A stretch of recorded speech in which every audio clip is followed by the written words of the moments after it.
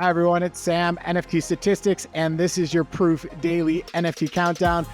Back at home in the office, let's get right into it. A lot of news around the SEC suing different centralized exchanges, as well as a bunch of tokens being called securities. Let's dive right in. But first, a bit about the NFT market. Volume is basically flat over the past 24 hours. Not a whole lot new there. Blur had 71% market share. One of the more interesting things here, those Looks Rare actually has 6% market share. You can see that red pie slice.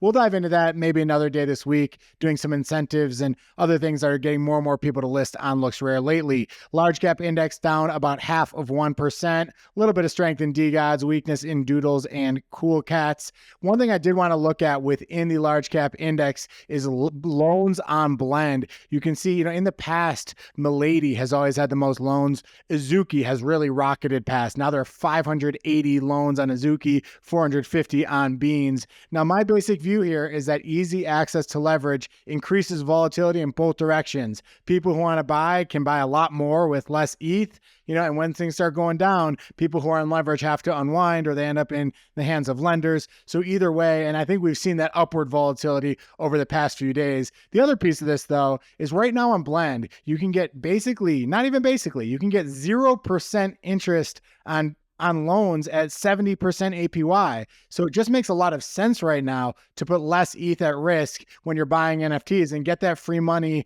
on Blend. So overall, I think this is the rational thing to do. It doesn't mean something necessarily negative, but we have seen historically that it can lead to sharper rises and sharper down moves, which makes a lot of sense. In terms of the mid-cap index, this was basically flat, slightly up, had a bunch of strength in Forgotten Ruin Wizards, some strength in Killer Bears as well. And then on art projects, again, we're kind of back in this paradigm of just not a lot of volume, couple Chromie Squiggle trades, and not a whole lot else. But looking at that, not a whole lot else, a little bit deeper, 6.25 ETH sale on Anti-Cyclone. You had a Life in West America sell for 3.9 ETH. Now, Life in West America has been quite weak ever since Rope launched his second project, Reworld. This was the highest sale that you've had in the past 2 months, starting to see that floor move a little bit higher.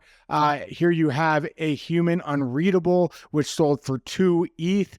That floor has gone down a fair bit, down to about 1.25 right now. So this was a above floor sale. And then Fake It Till You Make It by Maya Man. Fake It Till You Make It, where the algo kind of spit out different cool sentences. Life is authenticity. This one sold for 1.25 ETH, about a 50% premium to floor. Second thing to talk about, and this is the big news in the space right now, is that the SEC sued Binance yesterday, and then it sued Coinbase today. A little bit about what they said. They said that Binance claimed and listed and traded unregistered securities like Solana, Matic, and BNB. They say that Binance is serving U.S. clients despite the break from Binance USA. And one of their quotes was, through 13 charges, they allege that CZ and Binance were an extensive web of deception, conflicts of interest, lack of disclosure, and the calculated evasion of the law. When it comes to Coinbase was a little different. They said they acted as an unregulated broker-dealer, and I'm not sure exactly that difference. I believe it means that the coins were traded through different entities, but either way, very similar type of messaging. Coinbase's alleged failures deprive investors of protections, including rulebooks that prevent fraud and manipulation, proper disclosure, safeguards against conflict of interest, and routine inspection by the SEC. Kind of interesting the way that they are phrasing this. Now, CZ from Binance said that they didn't even get the memo, that they were asked all sorts of questions by the press, and they said that they will issue a response once they actually see the complaint. They said that the media got the information before they did over at Binance. How did the market react to this? Well, Matic and Solana both were quite weak. Now, these were both listed as what SEC calls a security. SEC has not given great clarity over what is and what is not a security, and here they really came out, put a stake in the sand, saying Matic, Solana, and many others. They say not limited to, also probably more. BNB, they talked about a few of the metaverse tokens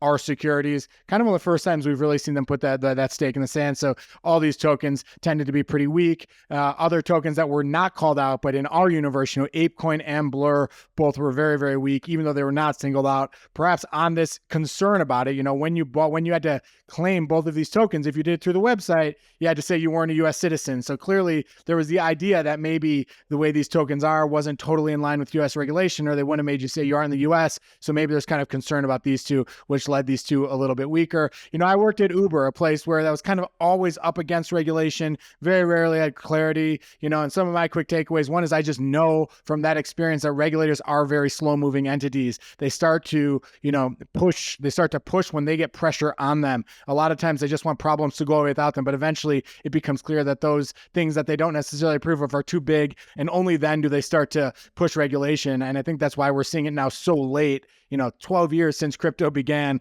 Now we're starting to see them get a little bit more aggressive.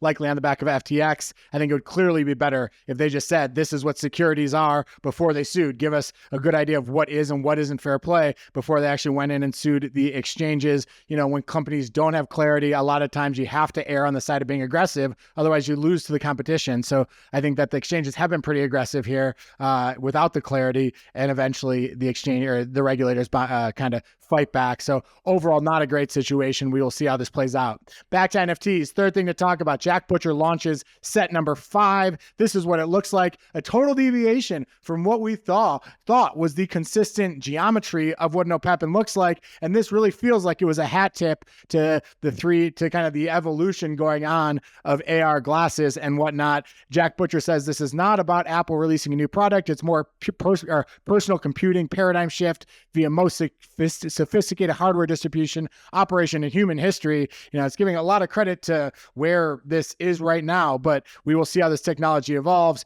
Obviously, everyone can decide if they want to or don't want to participate, and people want to participate. Remember, when it comes to what happens, when a new design comes out, everybody has the chance to opt in or not. And what you can see here is these are already something like 4,000%, 5,000% oversubscribed. So I think people just know the lower sets are the ones that are getting the provenance, and people want a piece of that. In terms of OPEP performance, it was pretty much neutral on the back of this news. We had that huge rally, but it is holding that 0.98 floor. So that is all good stuff, and just more interesting stuff coming from Jack and OPEPins. And then lastly, let's talk about a few notable sales. Starting out, there were a bunch of punk sales.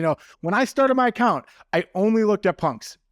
I spent like six months only looking at punks and all the different traits. So I always like to see interesting punk sales. Here you had 4 over the past 24 hours that are all well above floor. You had a tiara, one of the most rare female traits, sell for 85 ETH. You have a 5 trait, VR glasses, tassel hat, cigarette, earring, red lipstick, punk in the lower left, sell for 73 ETH. This has been the cheapest 5 trait for a long time. A gold chain in the upper right for just 55, kind of in line where gold chains have been selling. And then an albino silver chain, you can't really see it, that purple cap for 85.